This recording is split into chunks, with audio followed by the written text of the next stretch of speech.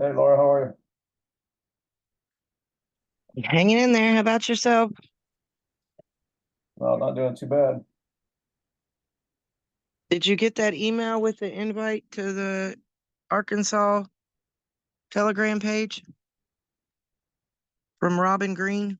Yeah, I was just looking for it. I didn't, I haven't seen it yet. Okay. I know the email is funny. I'm not a fan of Ionis. Yeah, me either. It's so hard for me to remember to check that. That's the hardest part for me. Did I understand correctly that you are now the coordinator for Kentucky? Yes. Oh, that's awesome. Did that happen, last Tuesday, I guess? Yes. Yeah, that's great. Congratulations. Thank you. I think you're a perfect person for that. I think you've got the drive, the fire, the determination, motivation. So I think that'll be good for us. So that's awesome.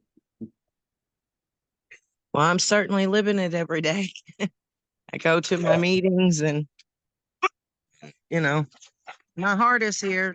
I mean,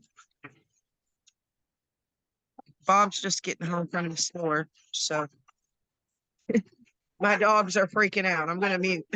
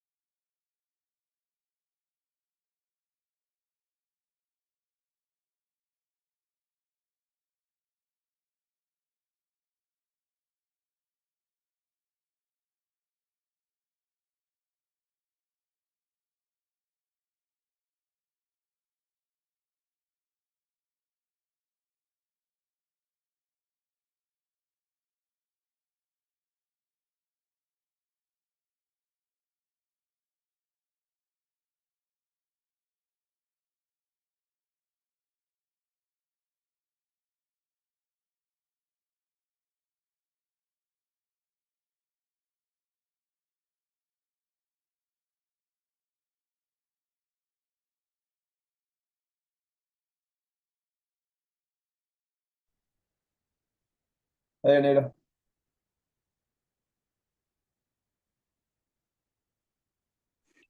Hi, Tom. How are you all?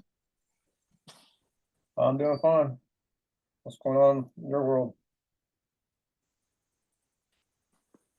Just enjoying the cooler weather. I'm with you there. Me too.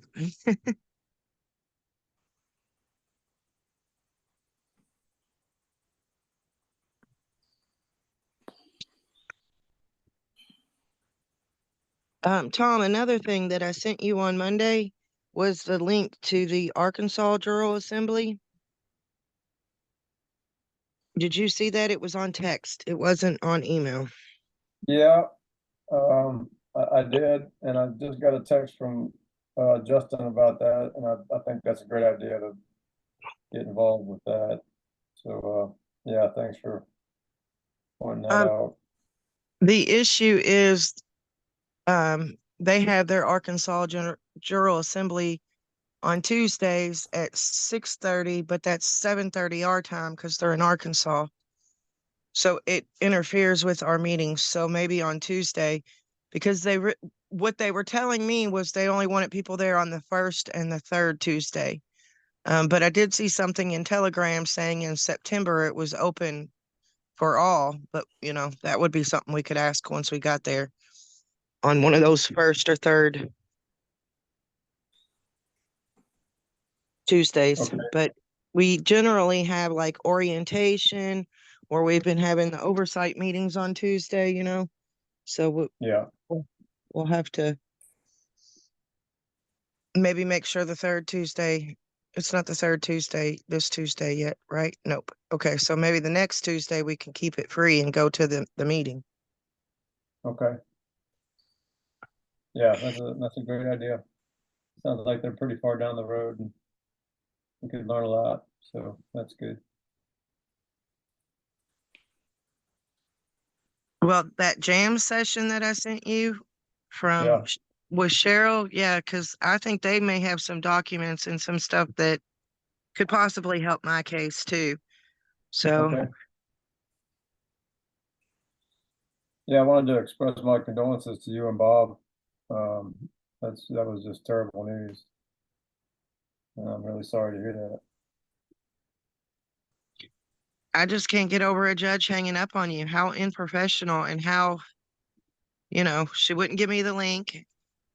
I asked for ADA access. It is an hour away. She humiliated us, hung up on us, and still took our rights. And I thought, there's no laws being practiced here.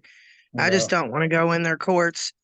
I have some ideas about going in an Article 3 federal court. I'm going to have to do something. I mean, I can't just let them take my rights.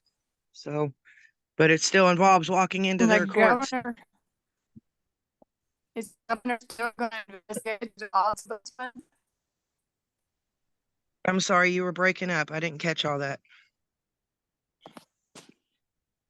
Aren't you still gonna have an investigation through the governor's office? The governor reported it to the ombudsman, so the ombudsman is investigating it at the current moment. So I would just go with him and, get his investigation done. He might be able to override what they're doing. At some rate, even if they do return our daughter, they owe us something. I mean, we've done nothing to be in this kind of position. So that's why I still think going to the courts. I have done those liens, but I don't expect anything really from the liens. I expect my daughter back, And I just can't get over people with their own children thinking it's okay to do this.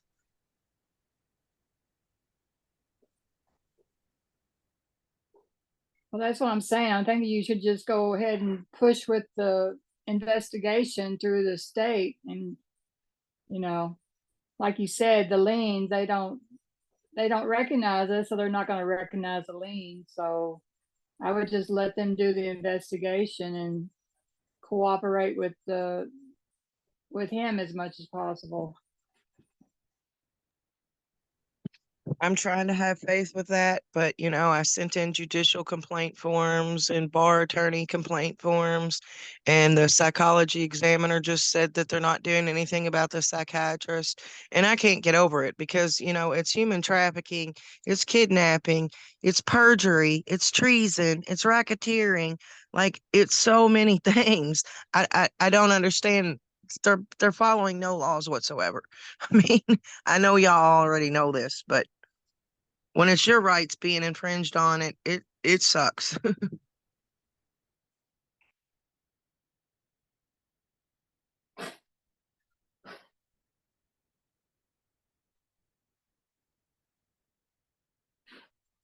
Yeah, I was trying to explain to my dad today about incorporated towns and counties and cities and states, and I mentioned that an incorporated city or county has a board of directors, and I asked him, well, what do you think that board of directors is directing?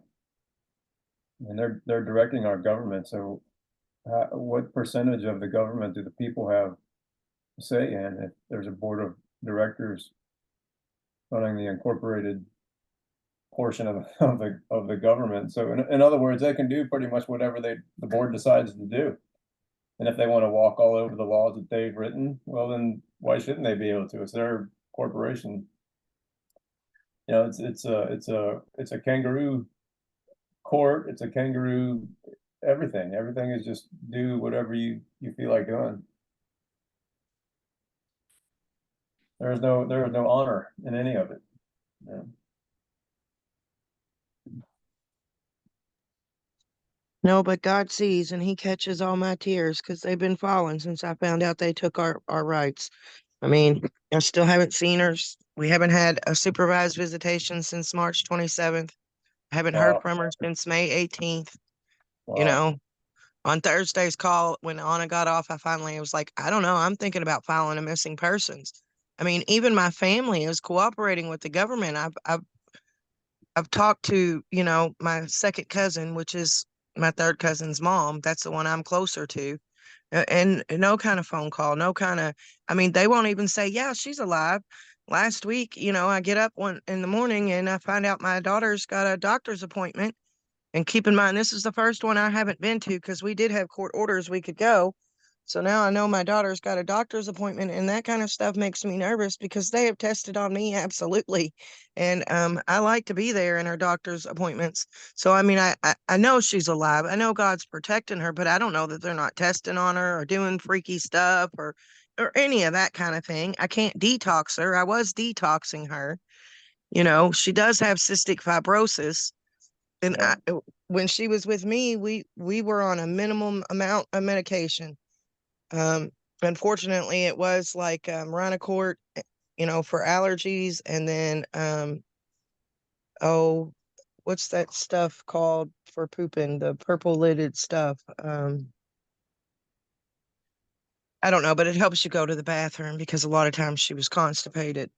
Yeah. Miralax, Miralax. Okay. There we go. And they gave her breathing treatment stuff, but she really never needed it. So, but that kind of stuff, I got up that day and then I couldn't sleep and I'm crying because I know she's at a doctor's appointment and I'm not there. Yeah. And I'm thinking about writing her a letter because, I mean, does she think we just went off into the abyss somewhere? I mean, what is Right. my daughter thinking? You know what I Right. mean? Does she think we left her? I mean, it's just a really bad place to be in. Yeah. That's awful. That's awful when you can't communicate at all. Yeah. Well, I think the Almighty Father has a plan, and it's hard to see what it is, but I know that you have faith, and I have faith that His will be done. It might not happen on our timeline, but it'll happen on His. Hey, Bob. How you doing? Sorry, I'm a little late. Oh, that's Little all running right. around to do. I hear you. I hear you. Not a big deal. We'll go ahead and get started. Um, Hope everyone's doing well. Had a good weekend. Um, Glad to be here. I just texted with Justin and he had some information to share, so I had time to stick it into the agenda. So we'll talk about Arkansas a little bit. And we'll get into the common law, excellence of the common law. Unless anyone has anything they'd like to start off with before we get started. I'll go ahead and start the screen sharing. I did read those articles that you put in the chat. The second one seemed to primarily be dealing with the county level, though, instead of the state level, but I guess it would be the same. Yeah, they both were addressed to the county level. And I'm not sure what changes would have to be made to take it to the state level. For instance, where do you post a notice for a state meeting? County is fairly easy. You go to county courthouse and post your notice, but how do you do that on a state level? You go to the state, what is it? What do they call that in Frankfurt? Capital. The what? The capital. Yeah, you go to the Capitol and post the notice, I guess. I don't know. I don't know how that works.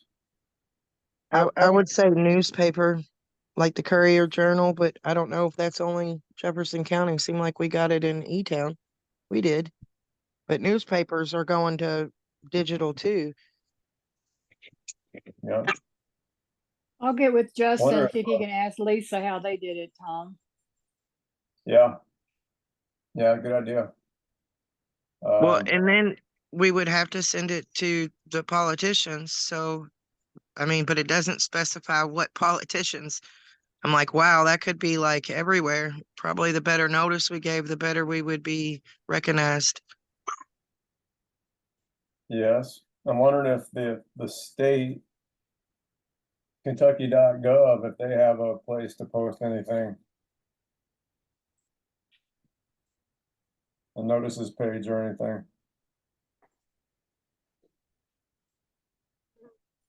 Well, that But, article that was talking about the counties, it was pretty much, you know, if you held a county election, then you would go to the county politicians and state that you're standing up and they have to stand down, is what I gathered from it.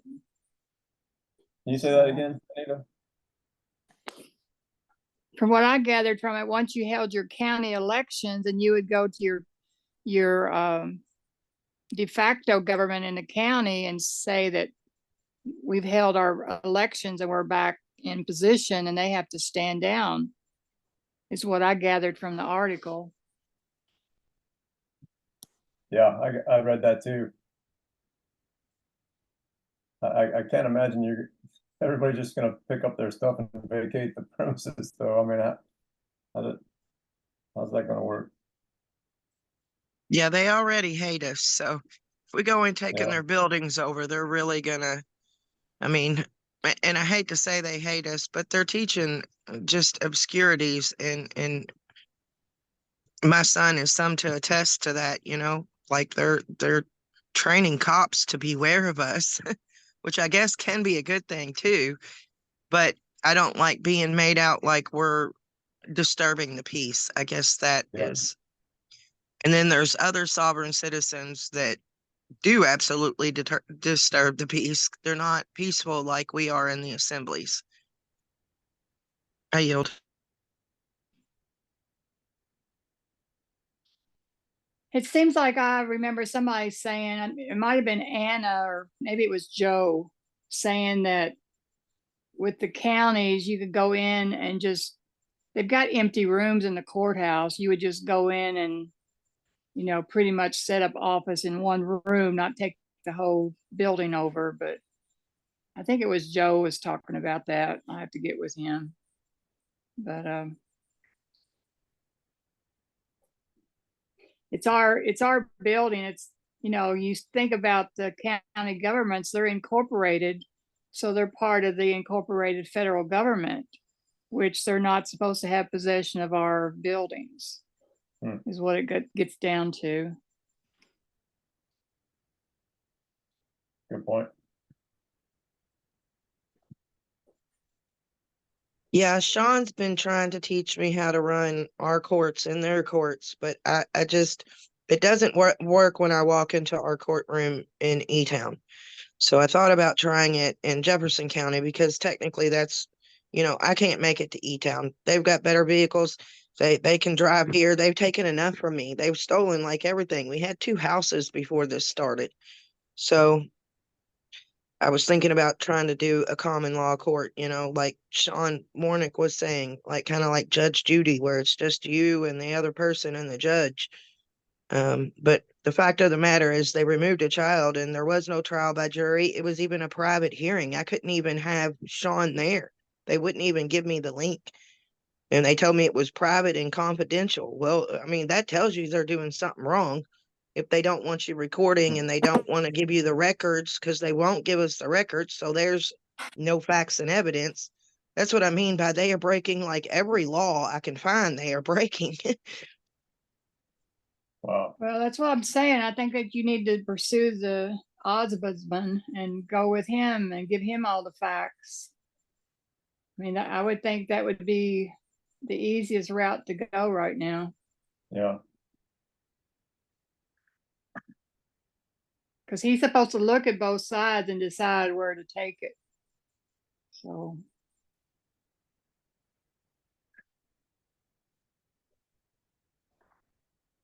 I'm gonna go ahead and read the Bivens decision.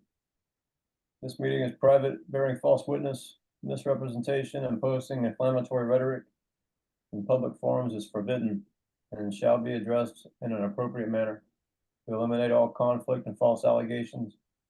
Is there anyone in attendance at today's meeting that is a member or agent of any law enforcement agency or public agency of the federal, state, county, city, or township agencies present? Additionally, are there any U.S. citizens or citizens of the United States present? Anyone who is here under false pretenses, anyone who is working for any foreign government, including the territorial United States or municipal United States, anyone who is being paid or coerced to be here must fully disclose their presence and purpose now or leave the premises. If they subsequently show up as federal witnesses, they are discredited for failure to disclose. Is there any response to the Bivens decision?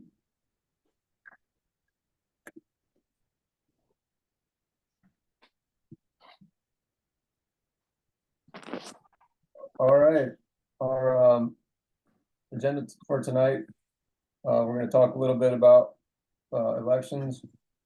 I've got a couple articles I'm going to put in the chat, and but one question I had on my mind, I don't know if it was addressed Tuesday because I wasn't there, was a nomination issue, and we'll get to that in a second. Like I said, Laura and Justin have mentioned the Arkansas Jural Assembly meeting, something that we can be a part of.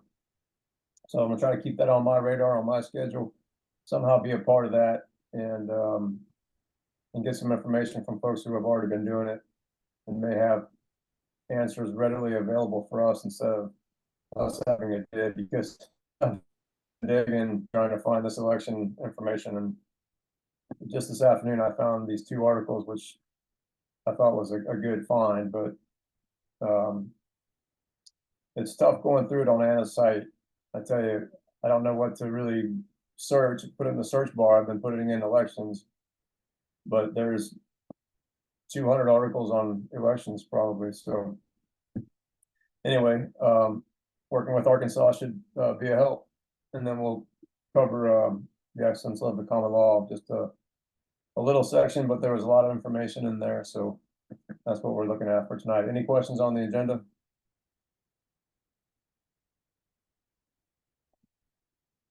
All right, for elections, Anita, I got your letter and I put it in a PDF, and I'm gonna try to stick that in the chat for everyone to look at.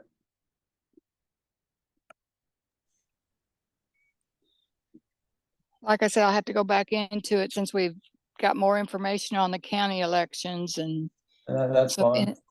if any of y'all have any suggestions on it, just let me know. I yield.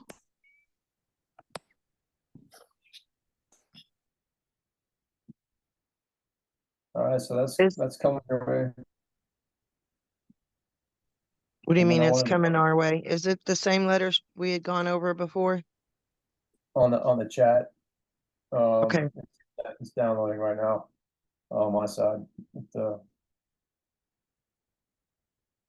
And then I'm going to put these two articles in the chat as well as David Strait.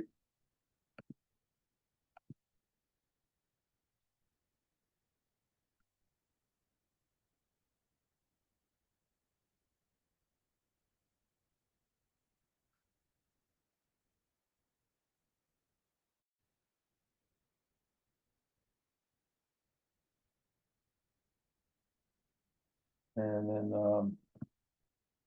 called Restore the Land.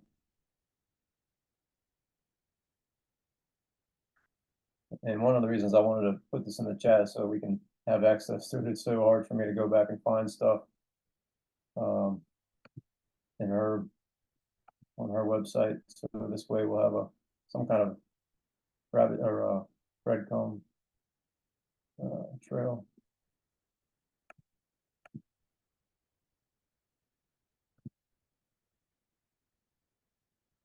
All right. Did the letter come through? Yes. Election letter. Okay.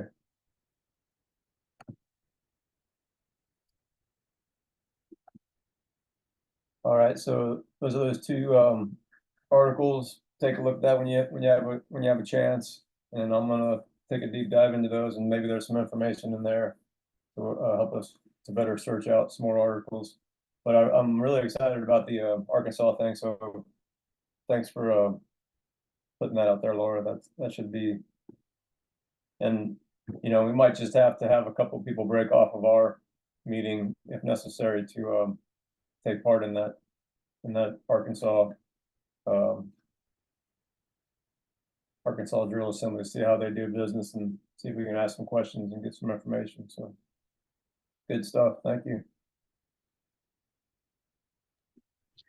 Tom, I also sent you the recordings on Friday from the previous that Arkansas had put on YouTube. Okay. Did you?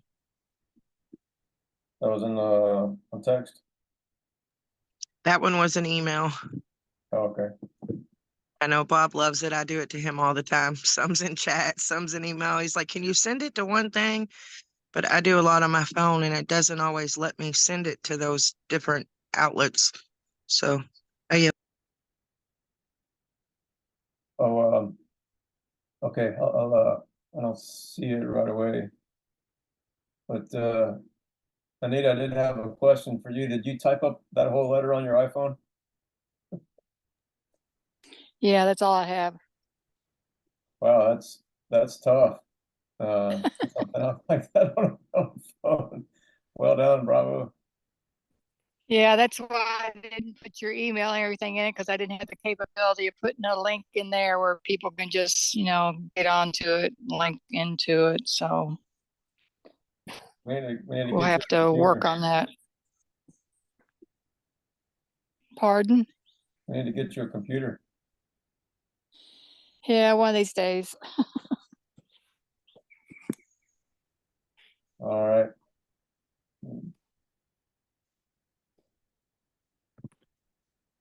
Moving on. Excellence of the common law. Still in chapter 1, and let's go back. Any questions or anything else to add on the election process? Thanks, Anita, for putting out that letter. That's a big step forward for us, and hopefully we can make bigger steps with that. At least we have that to hand out to people when we are ready to start the election process. And now I kind of have a little bit of a picture after reading those two articles.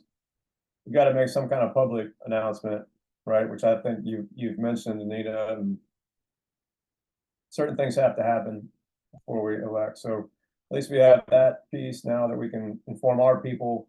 We need to inform everybody else. So there's a process, but we're getting closer. And hopefully Arkansas can help us figure it out a little bit faster. All right. I'm going to talk a little bit about this common law ideals that define America. And I really kind of enjoyed reading this section. When you hear the phrase American exceptionalism, the picture that I always had in my mind when I heard that was, we're big, we're rich, we're powerful, we're better than everybody else. That's not really what I think that term defines. I think liberty is at the core of that phrase, and what gives us true liberty is common law, right? If we're living under Roman civil law, you're a debt slave. If we're under common law, then we're truly free, and that's what Americans coming over, going westbound over the Appalachians. I mean, that's what they wanted. That's what they were wanting to live, was liberty and freedom and common law. So this is what I think defines America. Not anymore, of course, but at our core, prior to the Civil War and even afterwards, it was common law that helped us to be better than the rest of the world, and an entire country founded on freedom and liberty and common law. So it was interesting to read. So this is how he starts that that chapter, he says, the common law of England consisted of those maxims of freedom, order, enterprise, and thrift, which had prevailed in the conduct of public affairs, the management of private business, the regulation of domestic relations, and the acquisition, control, and transfer of property from time immemorial. As they, the English, took with them their nature, so they would take with them their laws, whenever they should transfer their domicile from one country to another. And this is, I think, the idea is that those westward traveling Americans had, that we're going to take this common law with us wherever we go, and this is how we're going to govern all of our affairs. And I think that's what's truly unique about our country is that that Magna Carta, that we're not going to do things the old way. We're going to do things different, our way, with the people in charge. So he says that America's roots are largely Western, and he contrasted that with Eastern Europe, right? So there's this idea of these English leaving England and coming to America, bringing the common law, and somehow there was a difference, right, between Eastern Europe and Western Europe, and these explorers, these people that wanted to break free from the Anglican Church and the Catholic Church and the rule of the kings, right? So this westbound freedom seeking, the American tradition says stands in sharp difference from that of continental Europe. But Europe still retains the imprint and tradition of Roman law. Why is that? Is that because they lived it for almost thousands of years? They were under Roman civil law, whereas England had the audacity to break free from that with Magna Carta from King John. So our roots as Americans coming from England mostly retain that common law Magna Carta mindset. So I thought it was important to recognize that as Americans we have a different mindset than the rest of Europe that was under Roman civil law. And of course, when you think of Roman civil law, it's man-made, right? Common law is purely scriptural, right? It's from the Almighty. It's from God Himself, and nothing else, nothing added, nothing taken away. But Roman civil law, of course, is man-made. And he says in there that throughout history, men have used the civil law code and its ideals to justify their atrocities. And there's a list of these atrocities that have come about because of legislation that man has created, and people saying, well, we've created these laws, now we have to follow them. Otherwise, we look silly, right? We put these laws into place. Let's do whatever we have to do to follow our own laws. And you have all these terrible things that have happened because of that. And if we would have just stuck with scriptural-based common law, how much simpler and better things would have been.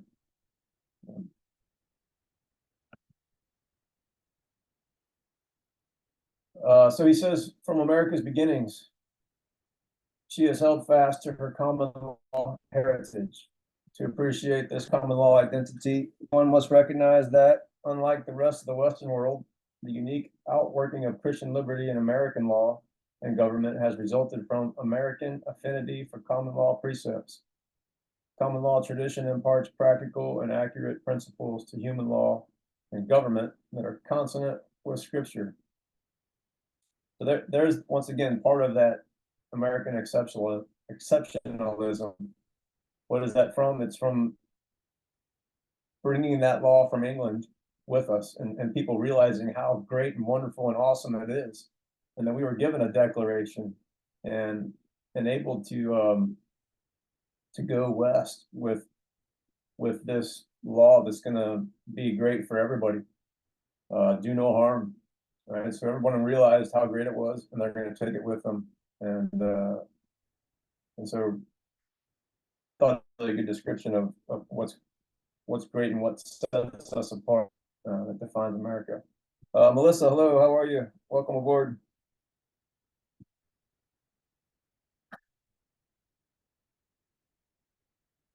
Can you hear me? Hello. How are you? Every day above ground's a good one for me. Yourself? Doing great. Thanks for asking. We're not too far along with this common law discussion. Are you familiar with the Excellence of Common Law book?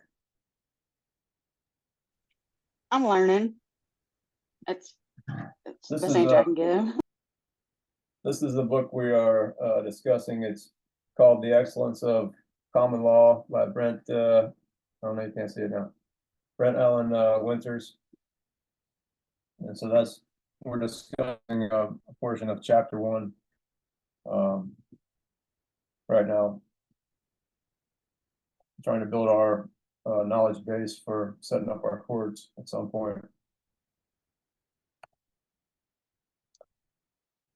So pretty much right after he talks about how awesome and different America is because of liberty and the ability to exercise and live common law,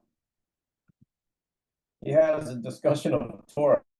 And for a person who's been following Torah for almost 8 years, this was a really good a good place for me to kind of camp out and do some thinking about how integrated the common law is with the Torah, which is the first 5 books of the Bible, the law given to Moses. So he writes, Torah that indicates the way set forth and pointed out as right. Thus, the Hebrews' Torah is no vision of human imperialism, which is what we looked at, right? The Roman civil law code has resulted in all of this, whereas the Torah is the way. It's no tradition of human imperialism, a strict list of orders commanding one to do or forbear from doing certain things. The Torah instead signifies heavenly standards towards which those on earth are to aspire. Divine standards originate from the mind of the Holy God and are thus compassionate and merciful. Human imperialism is from the mind of man and lacks mercy and compassion. History is incontrovertible. The imperialism of mortal man is tyranny. John the Baptist indicated the divine standard when he directed attention to Christ as God's living word, or Torah. Behold, the Lamb of God, the one bearing away the world's sin. So when I read that, I mean, that for me, that totally put a whole lot of things together in harmony for me. Is that the Torah is one definition of Torah is instructions. It's God's instruction to man. He says here that Torah indicates the way, and I think that's the way to look at it. It is the way. It's the instruction. It's how do you get from the eastern shore of the Red Sea to the Promised Land? How do you go? Well, you have to follow the way. And that's an important part of the Exodus journey, is that God, once they were out of the Red Sea, he told them, well, you're going to camp here for a little while, and then you're going to move over here. And then you're going to move over here. And so they followed the way all the way to so really important ideas here about the Torah. And so I kind of wanted to have a discussion because it's really kind of hit me, and maybe I'm wrong, and maybe I need to be course corrected, but from where I sit and look at common law, it's based on the Torah. It's based on the law and the prophets, all of the Old Testament.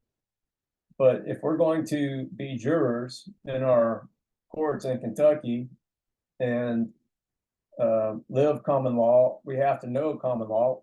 And in order to do that, we have to know the Torah. Because the Torah is the basis of common law.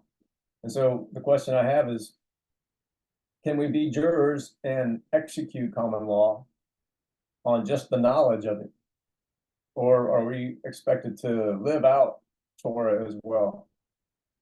And I'm not saying that we have to. I'm not here to make converts of everybody.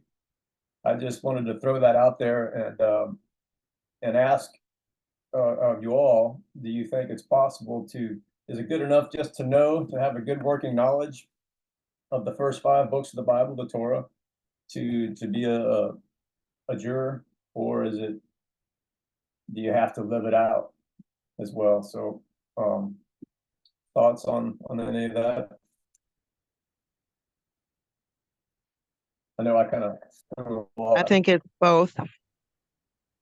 You need to live it out, and yeah, you need to know the five books of the Torah, to know the law. Yeah, I mean, that's going to be the foundation of our courts, right? We don't look to legislation, and we don't look to what man has said to guide our future. And that's one thing he noted in there is, like, in the common law, we look to the scriptural foundation for what's to happen in the future. In other words, what's to happen to this person that's in court with us today? Well, I'm going to go on the facts, and I'm going to apply the facts to common law to determine his future. Whereas the de facto courts, they look at legislation and say, we need to fit these facts to this legislation, and that's where your future is going to be. Somewhere your future is going to be determined by the legislation that we men have set up. So if we're going to do something different and operate on scripture, then we need to not only know scripture, but it makes sense to me to live it out. But that's easy for me to say. I've been doing it for 8 years, but most people You can't judge somebody on something that you don't follow yourself. And so if you don't live it, how are you going to judge somebody else on what you're not following? I gotta write that down, Bob, because that's pretty good.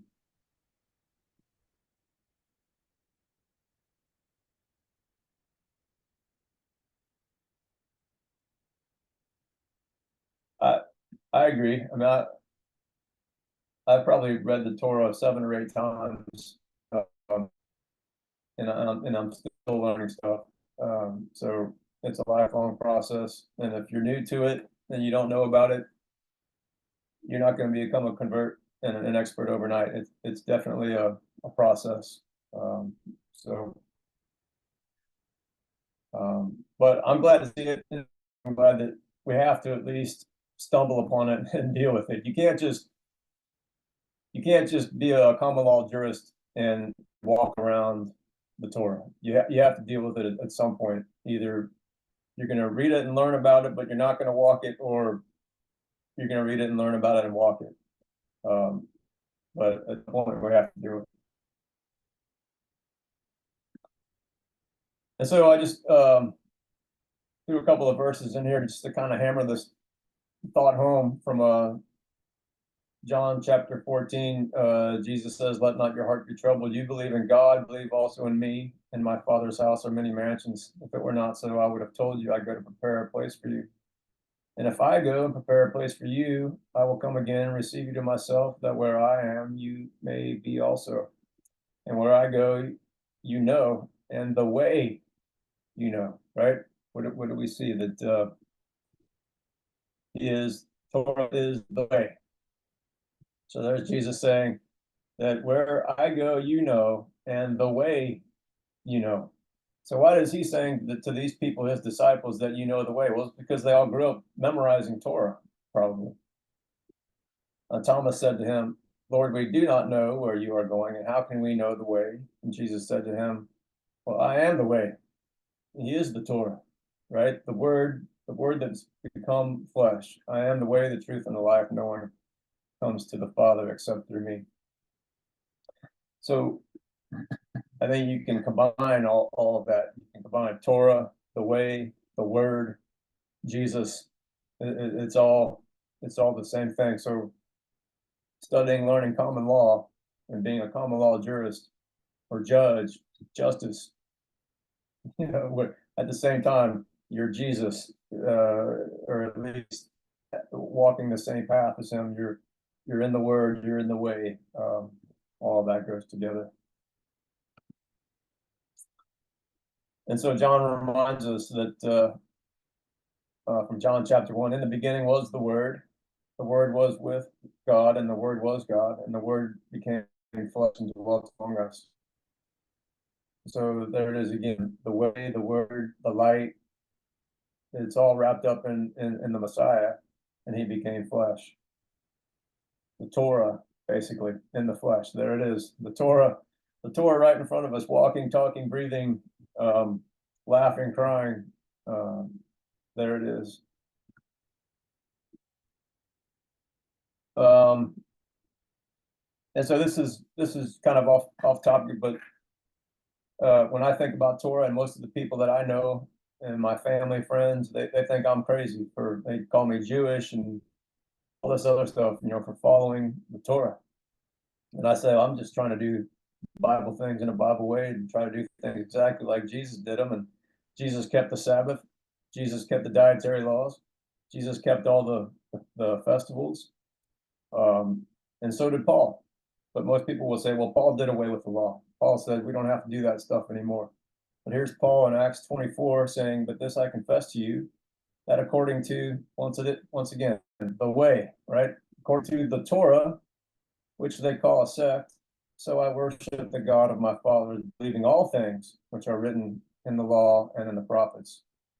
So if there's any question about whether Paul has said, hey, that Old Testament stuff, you don't worry about it, you can point to Acts chapter 24 and say, wait a minute, Paul is just saying he follows the way, or the Torah, and he believes all things which are in the law, which is the Torah and the prophets.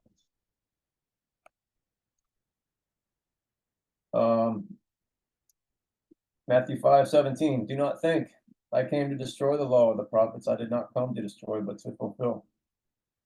Once again, the Messiah is saying that the law, the Torah, the prophets haven't gone anywhere. And that word fulfill is kind of a booger translation, I think.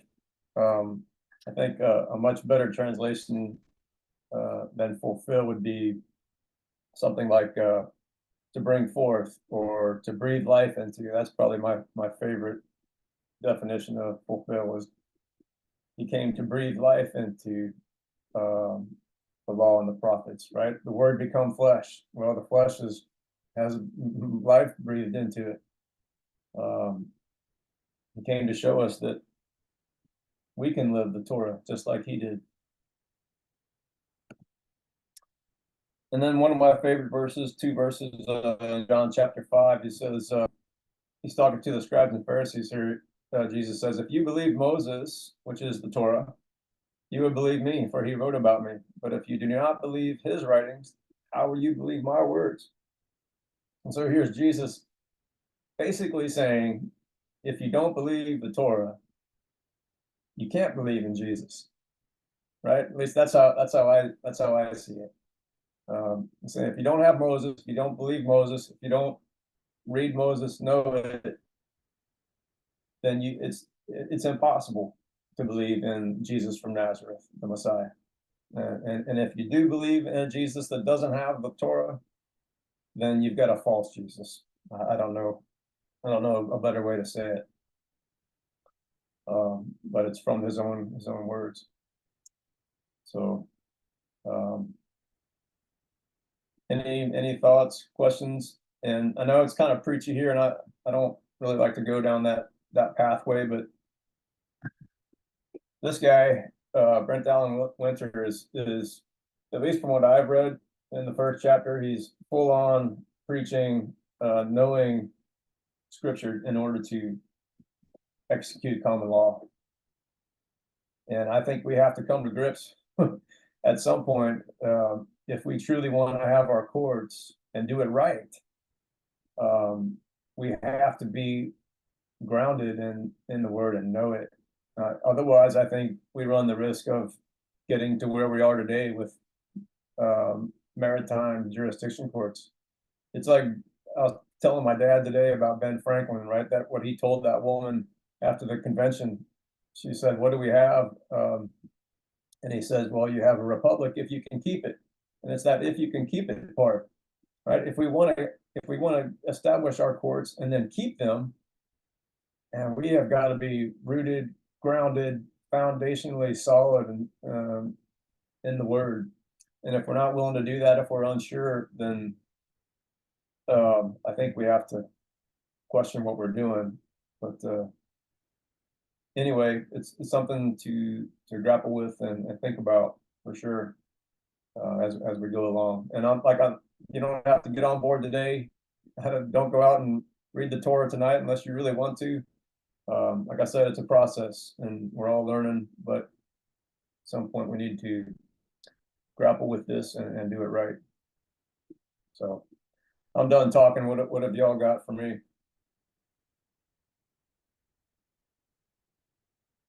Any questions?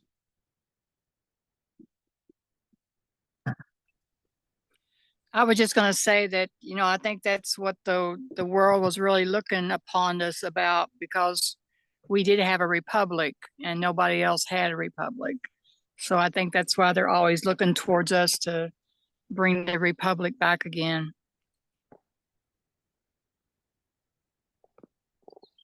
Yeah, you're right. It was truly the first republic that ever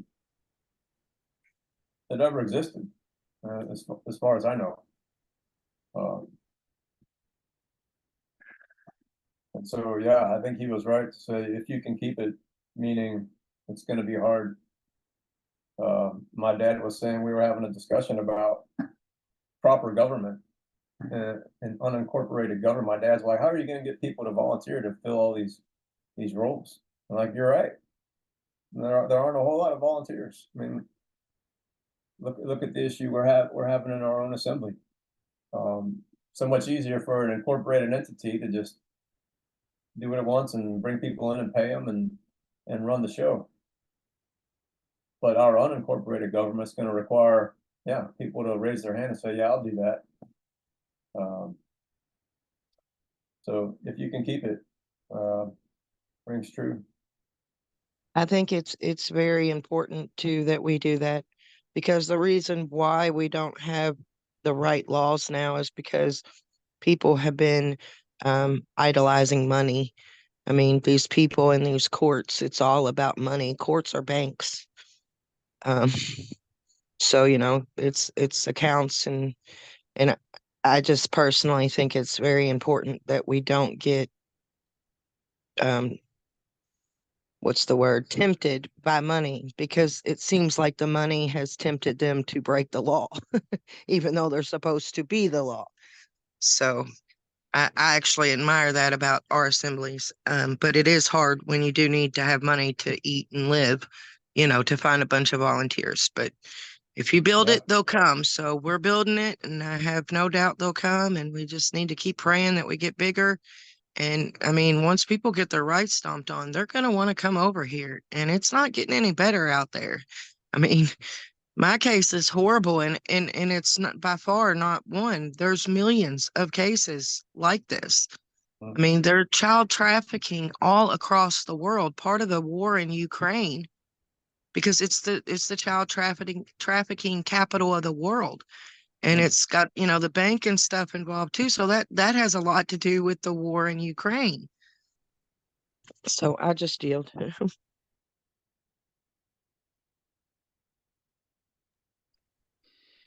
Well, when our country was a republic, everybody was free and they didn't have to worry about money back then because it was gold back. But I think it was maybe Thomas Jefferson that said, don't ever allow the banks to control the government. And that's what happened. I mean, they took it away from us, and we didn't have the freedom and the ability to pay for, I mean, they were comfortable back then. They had what they needed. But like I said, when the banks came in control of it and didn't do the remedies like they were supposed to, so it just made everybody depend on the government. Yeah, the incorporation process as well, putting everything, for money, was really turning everything into incorporated and for profit, for money, really allowed the corporations, the banks to all get involved and And take that's the how they incorporated all the counties in the states, was when they brought all these community organizers in and said, well, we can give you X amount of dollars if you let us come in and do this and this and this. And they just, snake their way into it. and they didn't have the right to incorporate without the authorization of the people. I know. Is that correct? Yeah, but they just, they say, well, we'll give you X amount of dollars. Well, You and let it's us good do to this note, program. Go ahead. right, Laura and Jefferson, it's good to note that, oh, I lost my train of thought. What were you saying, Anita? Oh, I know what it is. It's good to note that back then they were extremely more independent, or self dependent. They had their own land. They were preparing their own food. They didn't have to go to grocery stores. They weren't all stuck in a beast system, so to say. Whereas now people have been dumbed down. They don't know how. I mean, you don't learn anything about gardening in school. Yeah. Just different stuff like that. So they were definitely more self-sufficient when they were setting up these laws, and that's where we need to get back to ourselves. I think so too, Laura, and I think that's another great thing about our country is just the sheer size of this country. And I was thinking about why so much of Europe was forced to submit to Roman civil law, and I think it's because it's so much smaller. So much smaller, you have so many people in one area. They don't have the vast unexplored resources of the United States, and so they didn't really have a whole lot of options. Well, I don't like it here. I'm feeling oppressed here. I'm just going to march off to the country. Well, that really wasn't an option for a lot of people. You either had to submit to the legislation that had been enacted, or you're out of luck. But over here, things are getting tough on the East Coast. Well, I'm going to march over the Appalachians into uncharted territory, and really, you could do that today. The West is so vast. I mean, I've flown over it from East Coast to West Coast probably 50 times, and I'm never just blown away at the sheer vastness of the West. Colorado, Utah, Wyoming, Montana. It's just unbelievable how much open space there is when you fly over this country. So I think that's one of the true gifts that we had, was just the amount of land that the Father gave us to be able to do what we needed to do over here, and to keep our common law freedoms and liberties. Well, I think a lot of that is how they took away the communities at the lower levels, because, they used to have communities where you had everything you needed in one town or county. You didn't have to go anywhere else. But once they incorporated and put all the regulations on everything, like in this county when I was a young kid, they had their small farmers, and they had the grain mills, and you go get flour or cornmeal or whatever, and you could have they had meat processing where the local farmers, you'd buy from the farmers and they'd take it and get it processed for you. And now it's all been incorporated where you have to, they talk about CO2 levels, and they buy the local cattle and ship it out west to the feedlots, and they have to ship in all the grain and soybeans and all that to make the grains out there. So they've just created a big monstrosity, and they're creating, they always say they're going to save the planet, but all they're doing is creating more problems. Because if you brought it back to the local level where you didn't have to ship your grain and your animals around, You wouldn't have to, all the fuel cost and all the pollution they're doing, shipping them all to the one space. Cause now you've got like 3 or 4 processors for the meats, which is China and Brazil are the big meat processors. So they've taken it all away from the local communities. So that's why Anna talks about the counties having a lot of power once they get reset. They can bring everything back to the local level, and you might not be able to get all these fancy fruits and vegetables from across the country and the world, but you would have everything you would need locally. So that's what I see. I mean, all these, like I said, they've just taken everything out of the communities.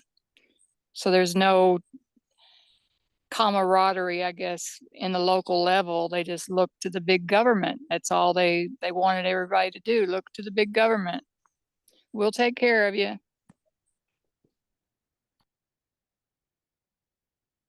Yeah, that was their intentions. They wanted to take everything away from the people when we were doing just fine back in the day. I mean, even with the gold rush, all those thousands of people went west for the gold rush. Maybe 1% actually got rich. The ones that got rich are the ones that incorporated their stores and sold them all their equipment. Those are the ones that made the money, not all those people digging for gold.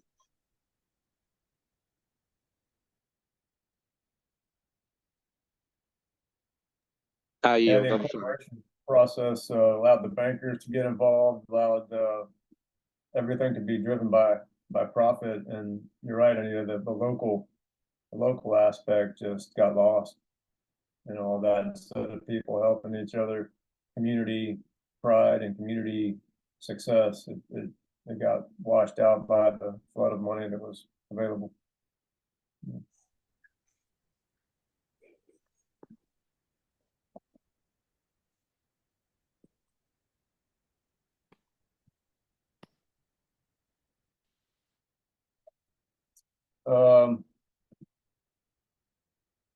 Anything else we need to discuss? Any questions? Anything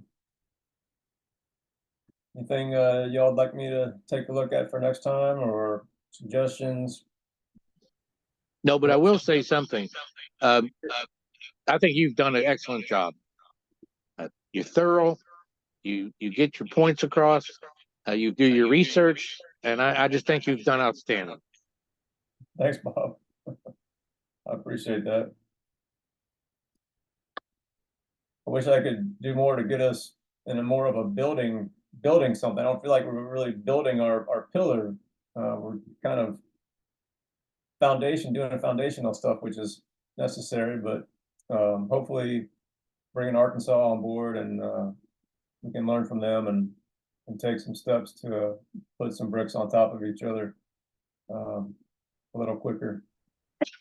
Well, we need to have more than 5 people on these calls. If we're going to start learning and processing and wanting to get things set up, the attendance on these calls is not what it should be. And I think more people need to get into it. What any suggestions on how to make that happen?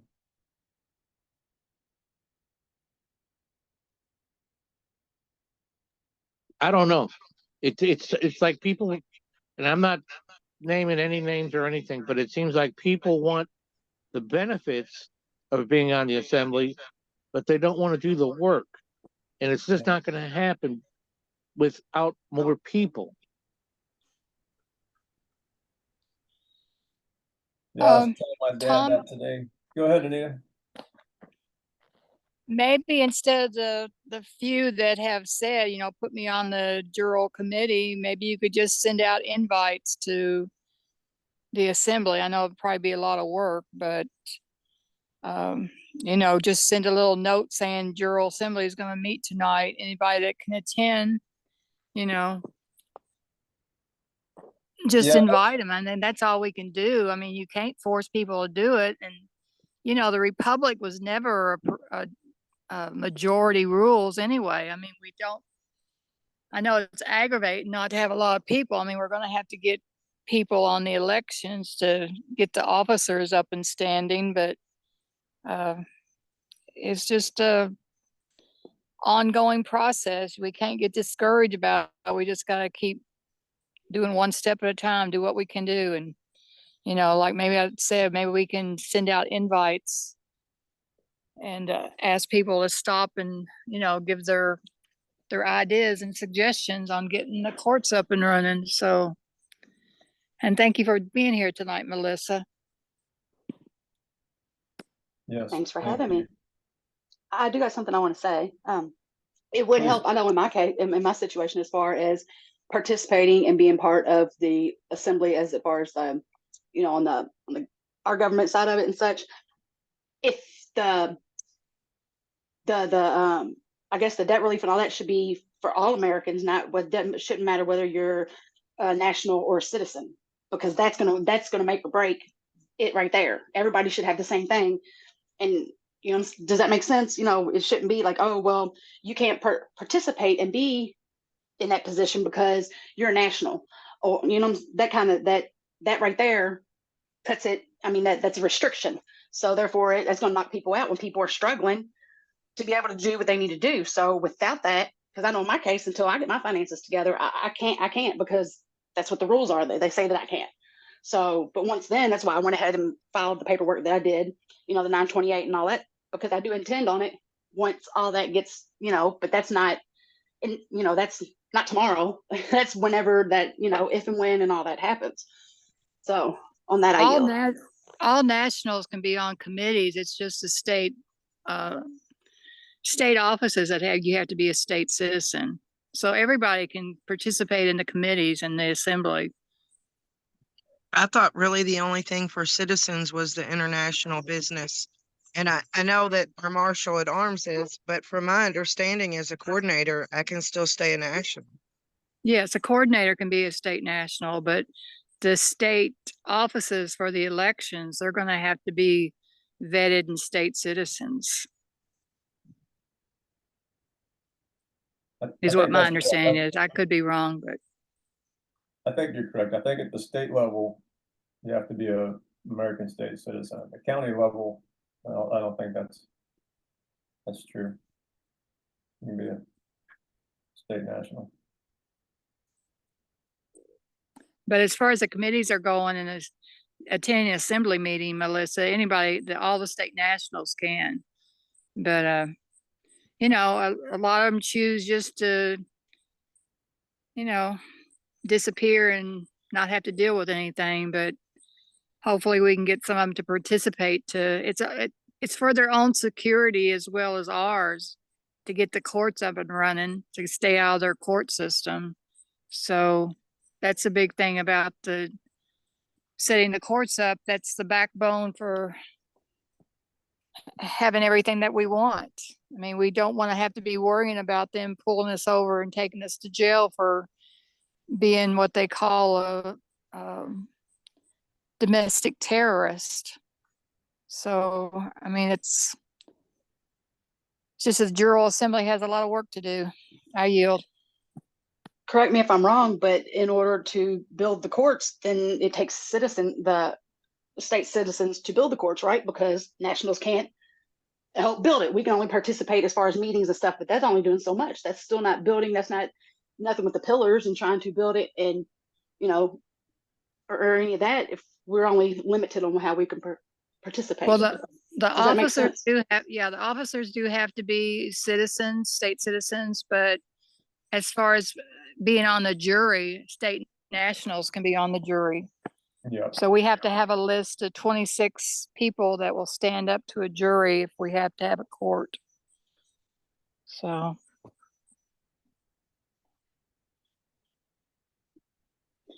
Does that make sense? Is that clear to you, Melissa? That like the state sheriff, the justice for our Jural Assembly Court, the bondsmen, court clerks, they all have to be American state citizens. But if you want to just be on a jury for the Kentucky Jural Assembly, or if you want to be part of this meeting and be on a committee, we need an elections committee, we need several different committees. You can be an American state national, participate in those types of things. I mean, yeah, but no, it's getting clearer. Yeah, I'm a it's visual confusing. person. Yep. I'm a visual person, right? And so there needs to be, just like they have the benefits and or what you need to be a citizen or to be a national and blah blah blah. We also need a better explanation or a chart, that says, all right, so these are things you can do if you're a citizen. These are things that you can do as national. These two you can't cross the lines here, and therefore, like I said, for me, it'd be easier for me to understand what roles or what positions that I can partake in if I had a clear understanding, because I don't want to be like, hey, I'll do that. And like, oh, well, I can't do that. Do you get what I'm saying? So therefore, and I'm hesitant on volunteering for anything because until just now, I was, because what it says is that we're not able to, we're only able to do so much. So if I can get a clear understanding, then I know as far as me and my situation goes, that would help me determine as far as where I can fit in or, how I can help to, a larger capacity. I yield.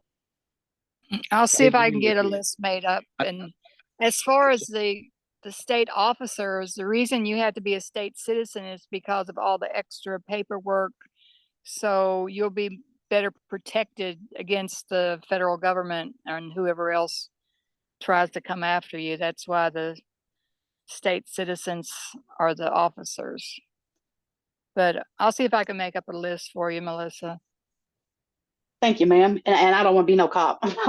Whether it's on this side or that side, I'm good on that one. All y'all can have that. I'm good on that.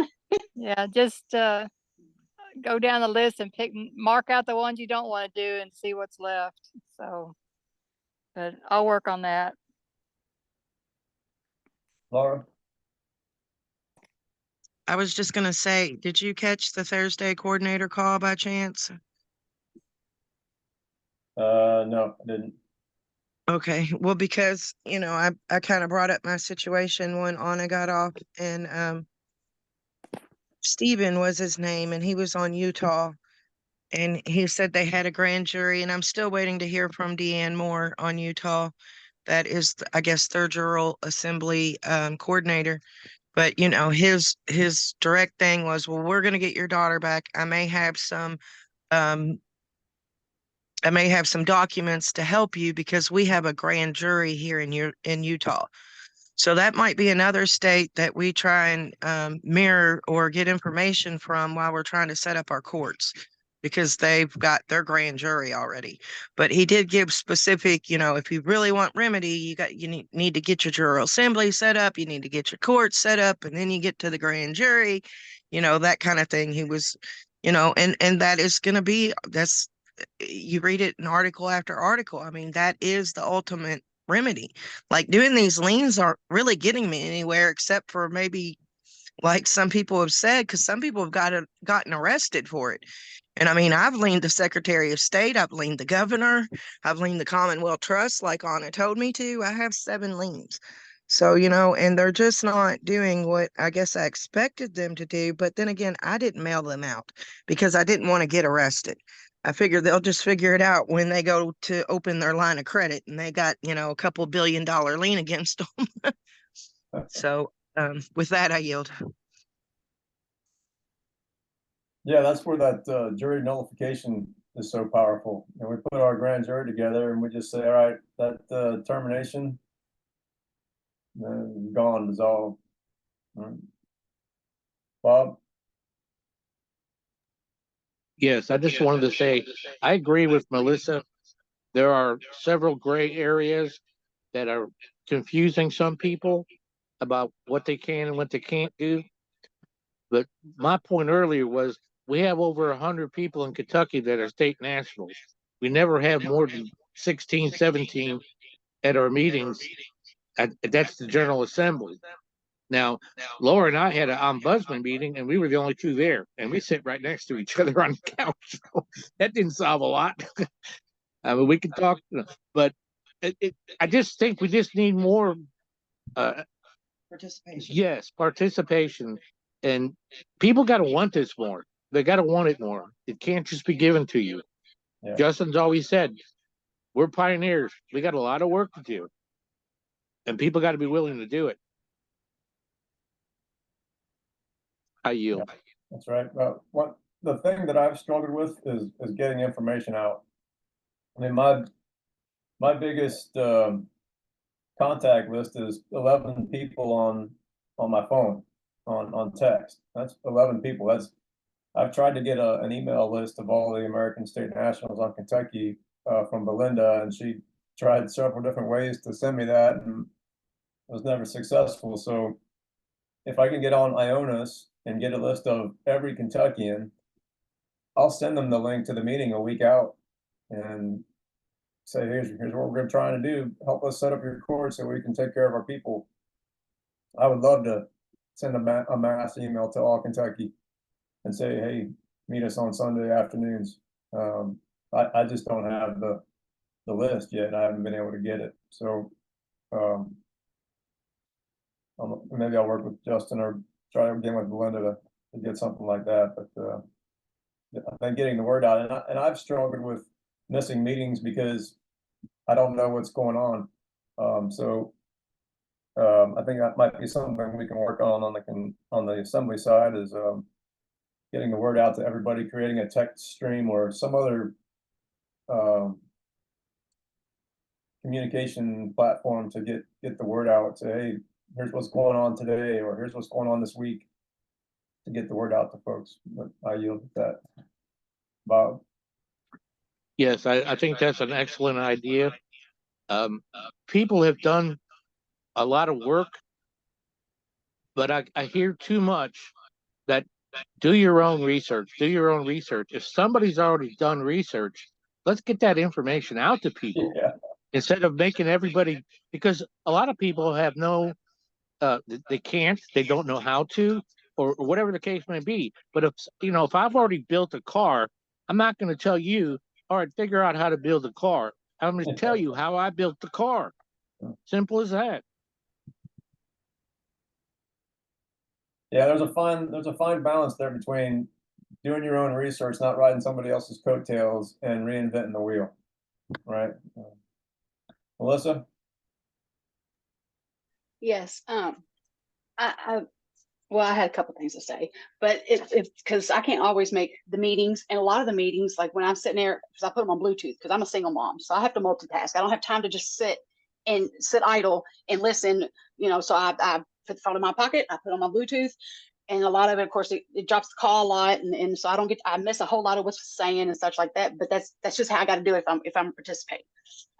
So it's helpful for me for the recorded meetings if I can get a link to the recorded meetings. Therefore, I can go back on my time, and therefore it's not cutting in and out on my Bluetooth, and so I can sit here and multitask while I'm listening to it, and it's already recorded, and so I get better reception on my Bluetooth like that when it's already recorded, as opposed to me trying to walk around and and do whatever. So that would be, like I said again, for me, if because Justin was at one point in time sharing the recorded meeting links to where you can go back and look at them, because I don't know how to look them up otherwise. And also, yes, what Bob had said with sharing the research with other people, and also because I got there was a meeting that info was supposed to be sent out, and they CC'd an individual that's on this call that didn't send it out to anybody. So I didn't get that one. I didn't send it out. And Justin was like, no, because that person didn't send them out. Okay, well, I don't know. But I have, and also for some of the papers that like Anna does, have dates on them. She needs to date them so we know which one's most accurate. Yeah. Because like I had one of the stamps, accept for payment, the whatever without levy and all that. I made a stamp, but then I saw where there was another one that she had made where it had your state and whatever whatever trust number, like it had 2 more lines that mine didn't have, because that's not what I thought was the most accurate, the most up-to-date information. So I still don't know if I spent $40 on this daggone stamp to have, this customized stamp, and then things are always constantly changing. So I don't know, there's a lot of older stuff that's still getting passed out and it's not up to date. So if she could somehow date stuff, that would be a big help. And if people could start sharing their information, because I know me, I research all the time, but I got narcolepsy, so reading makes me fall asleep. I can't help it. I read as much as I can, but I sit there and I nod off. I can only do so much research when, again, I'm a single mom trying to maintain a home. So, and I do a lot of research on my own, but with they have filters and stuff like that. You don't always get accurate information, and that's on purpose because the powers that be dictate that as far as what you see and what you don't see. So, and all the things that are true and such, you'll notice the websites get taken down or they get compromised, or else they put them in your search. They're so far down at the bottom that people are like, heck, I'm already 5 pages past. I still don't see it, and they give up. So yeah, it'd be very helpful if you got knowledge to pass it along, the most updated knowledge to pass along, and then we can take it upon ourselves to research that individual knowledge if that's what we choose to do. And if we're wrong because we didn't research it on our own when we had the whatever facts, the lead, I guess, for lack of better words, for whatever subject is to research. Do you get what I'm saying? Like, that makes sense, or am I just talking gibberish? Well, I on Anna's articles, you want to go with the largest number, because that's the way she puts them out, as by number. So it's like she's on 4,000 and 4,800 or something right now. So just go by the numbers on it. It doesn't list it all on all of them. Like on Scribed, it doesn't list numbers like that. It'll just say, like acceptance for whatever, and it don't give a number. So I Okay. mean, that's why I'm saying dates. That's why she on her papers, whatever she's doing, needs to date it. Just like you would if you're sending a letter to somebody in the top right, you would date it. To give us better insight, or in the names of them. You know what I'm saying? Like I said, because that would be good. But I do don't you see anything with any have- numbers. Go ahead. I was thinking her articles did have dates on them. I've been looking at some of the more recent ones. I Some guess of when them they do. go to a Don't. different site, if they go to a different site, they don't have the number or the date on them or something. I don't know. Scribed. I don't even know how I came across Scribed. It's SCRIB 'D or something like that, and it's got a lot of her stuff on it. Again, I don't. I get information from her. I don't know. It's hard for me, again, with the things that go on in the meetings, like the things that they share in the chats and such. I don't always have access to those because, like I said, when my phone drops the calls, it don't show me the chat or anything, so I can't get that. So I just find the information on my own. However, Right. Yeah, I don't get the chat either because I'm just on my phone too. See, Let that's where me- all the good stuff is, all the links and all this, that, and the other. Right. That they don't, that you don't speak of. And so I don't get that. And that's, with people not sharing or hoarding information, it kind of makes it hard for all the people, and it's constant repeat and everybody has to repeat. And then it's like a game used to play telephone in school where it started out being red phone and ended up being, Right. so things get switched up. It's just Do you have a pencil and paper? I do. Let me give you my phone number and I'll send you some different links.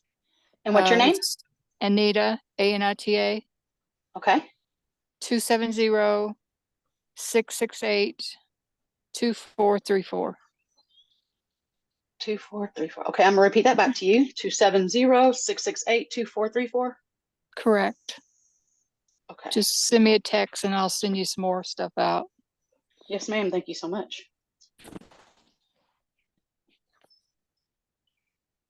And any of these processes people go through to do paperwork or whatever, I mean, we can have a little study groups, to share with other people how we do the processes and everything.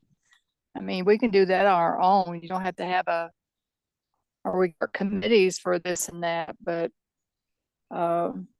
if you got information to share, just say, I can share this with you all if you want to get together on a call or something. We can start doing something like that. I yield. Yeah, that's a great idea. Laura? I do it on my phone and I generally can access the chat. WebEx, I've noticed with WebEx meetings, even if you lose and you get disconnected, the chat is still there. If you come in late, the chat is still there. I don't know. I mean, I know we have the Zoom on the Kentucky Assembly, but for the meetings that I've been thinking about doing, I've been thinking about using the WebEx for that reason. And I'm going to ask about getting the chat transcript from Thursday night on this coordinator call here in 5 minutes, which I did send you a direct link to in case you wanted to go to it since you're a coordinator, Tom. It's in the chat. I don't know if Yeah, you've seen thanks. it. And Okay. that's starting at 7? Yes. Okay. All right. So I usually just copy the stuff out of the chat into my clipboard and then try and go to it later, or I send it to Bob. He gets all kinds of text messages from our chats. He loves it, let me tell you. I yield. Okay. Melissa, do you have something else? Your hand's still raised. I did. My hand was. I didn't know I had to hit the unraised, but I would like to say that Anita, yes, that's a great idea to have little,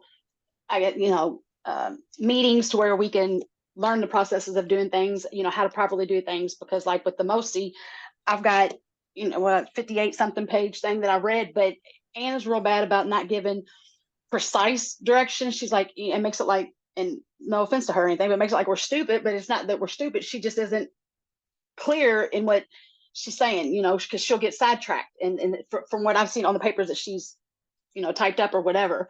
Even listening on some of the meetings that, or the webinars that she has, like, there's 30 minutes of just personal chit chat. And again, like people like me, I don't have time to listen to all that. So it's like, oh yeah, well, whatever, forget this, forget this. I've got to get up, make dinner, or do whatever. But yes, I would definitely be a fan of having meetings to learn how to do these processes and such, very much so. So on that, I yield. Justin has been talking about starting meetings to do different things like maybe conditional acceptance letters and different stuff like that. So there is talks about that, Melissa, just so you know. I yield.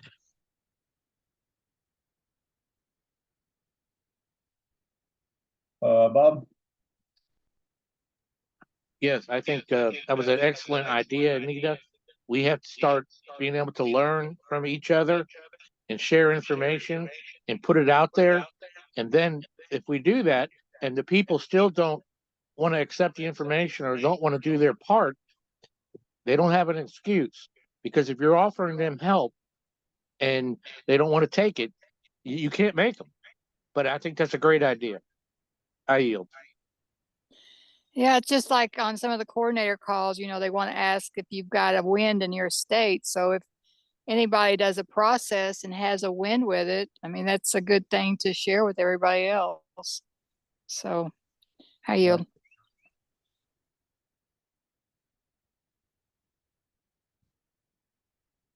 all great stuff, guys. It's almost 7, and I know Laura wants to get on that coordinator call, and I think I might check it out too for a little while. So unless there's anything else, it's pressing for Jural Assembly tonight. Our next meeting is August 25th at 5:30, and I'm going to do my best to send a mass email out to all the Kentucky State Nationals about our next meeting, and we'll see if that has any bears any fruit. But with that, can I get a motion to adjourn, please? Tom, I think that's the wrong link. I'll try and get with Justin. It's a recording link. I just tapped it, so I apologize. Okay. No problem. But I'll look for it and send it to you. Okay. Thank you, Tom. Appreciate it. Hey, my pleasure. I'm here to help our state.